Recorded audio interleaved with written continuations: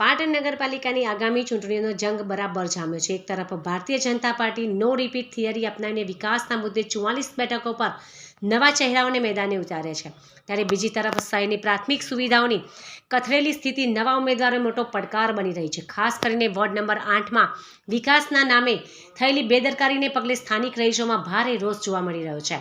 પાટણ શહેરના ward number 8માં આવેલા કાંજીવાડાના નાકા પાસે ભૂતકાળમાં રોડ બનાવવાની કામગીરી કરવામાં આવી હતી, જો કે કોન્ટ્રાક્ટરની ગંભીર બેદરકારીના કારણે ગટરના ઢાંકણા રોડ લેવલે કરવાને બદલે તેને ડામર નીચે પૂરી દેવામાં આવ્યા છે। આ ભૂલને કારણે ભૂગર્ભ ગટર જામ થઈ ગઈ છે અને ગંદા પાણી જાહેર માર્ગ પર ઉભરાઈ રહ્યા છે। કાંજીવાડા નાકાથી ઉભરાતા ગંદા પાણી છેક પાવર હાઉસ સુધી પહોંચ્યા છે। અહીંથી પસાર થતા હજારો રાહદારીઓ અને સ્થાનિક રહીશો ગંદકી અને દુર્ગંધનો ભોગ બની રહ્યા છે।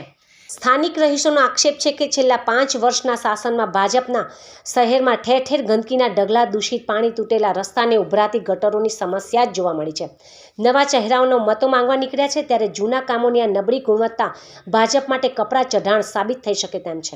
જો ચૂંટણી પૂર્વે રોડની નીચે દબાઈ ગયેલા ગટરના ઢાંકણા ખુલ્લા કરી તેને રોડ લેવલે લાવીને ગંદા પાણીનો કાયમી નિકાલને યોગ્ય નિકાલ કરવામાં નહીં આવે તો અમે ના છૂટકે ચૂંટણી બહિષ્કાર કરવાની ફરજ પડવાની ચીમકી સ્થાનિક રહીશ સાજિદ સલાટે ઉચ્ચારી હતી।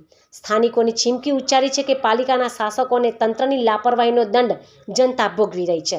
જો સત્વરે આ પ્રશ્નનું નિરાકરણ નહીં આવે તો વોર્ડના રહીશો આગામી ચૂંટણીમાં મતદાન પ્રક્રિયાથી અલિપ્ત રહી તેઓનો વિરોધ નોંધાવશે। હવે જોવાનું એ રહેશે કે વહીવટીતંત્ર આ ગંભીર પ્રશ્ને સફાળું જાગે છે કે પછી જનતાના રોષનો ભોગ ઉમેદવારોએ બનવું પડે છે।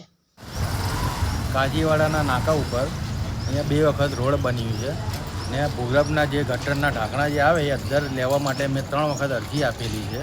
નગરપાલિકામાં કોઈ સાંભળતું નથી।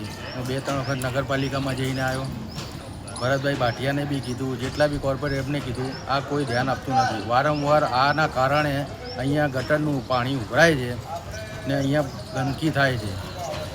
આનું કોરની અહીંયા નગરપાલિકાવાળા નિરાકરણ લેતા નથી, બરાબર। 22/4/2024 છે ત્યારે મેં નગરપાલિકામાં અરજી બી આપેલી, એ અરજીનું કોઈ 2 વર્ષ થઈ ગયા, કોઈ નિરાકરણ આવતું નથી, બરાબર। આનું નિરાકરણ લાવે, આનું નિરાકરણ નહીં લાવે તો આ વખતે અમારી ચૂંટણીમાં બહિષ્કાર કરવાનું રહેશે।